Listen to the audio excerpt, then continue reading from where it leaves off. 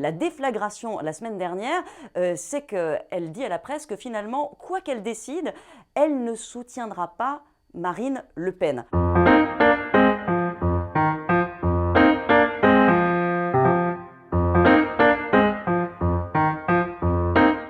Eh bien, on n'en sait rien du tout. M'interroger sur Marion Maréchal. Qui vivra, verra. Mais la rumeur a explosé la semaine dernière quand les discussions très avancées de Marion Maréchal avec l'équipe Zemmour ont été dévoilées par la presse. Là-dessus, elle a plus ou moins démenti, dit qu'elle prendrait un mois pour réfléchir et le mystère reste entier. Ce qui est intéressant finalement dans cette affaire, c'est l'ensemble de manipulations croisées à la fois du camp du Rassemblement national que du camp d'Éric Zemmour qui a conduit à cette espèce de vaudeville.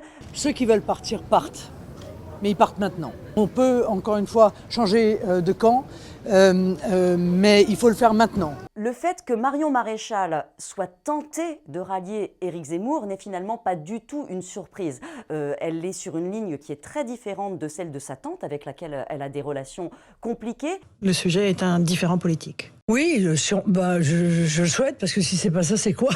Elle a toujours prôné l'union des droites. Et elle incarne une ligne beaucoup plus conservatrice sur le plan des mœurs, plus libérale sur le plan économique. Donc elle se sent naturellement davantage portée par le parti Reconquête et par ce qu'il incarne. Maintenant, il y a ce contexte familial extrêmement particulier et difficile. Et Marion Maréchal avait toujours dit qu'elle attendrait la dernière minute pour se prononcer et qu'elle soutiendrait celui qui serait le mieux placé dans les sondages pour faire gagner ses idées. La déflagration la semaine dernière, c'est qu'elle dit à la presse que finalement, quoi qu'elle décide, elle ne soutiendra pas Marine Le Pen. Ça, pour la candidate du Rassemblement national, c'est un coup sévère parce que ça peut ébranler effectivement certains de ses soutiens qui sont également tentés par l'aventure Zemmour.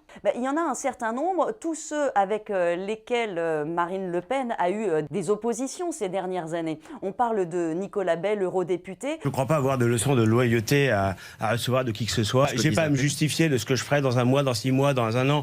Je ne considère pas que Éric Zemmour est un ennemi.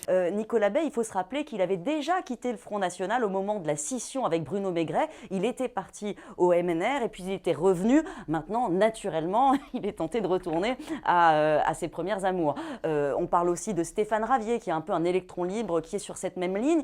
Ils sont quelques-uns, mais ils sont relativement peu nombreux pour l'instant et on n'a pas senti de vrai mouvement de défection. Un vrai mouvement, ce serait que des figures beaucoup plus importantes et plus traditionnelles dans le camp de Marine Le Pen fassent défection. Pour l'instant, on n'a rien vu venir. Finalement, les proches d'Éric Zemmour dans toute cette affaire ont été très habiles. C'est une belle semaine. Des gens nous rejoignent de tous côtés, des politiques bien sûr, et je les accueille toujours avec les bras ouverts. Ça fait des mois qu'on parle de rumeurs. Est-ce que Marion Maréchal va le rejoindre ou non? Et ces rumeurs, ce sont les proches de Zemmour qui les font courir. Ils l'ont fait à l'automne pour forcer son ralliement. Ça n'a pas fonctionné.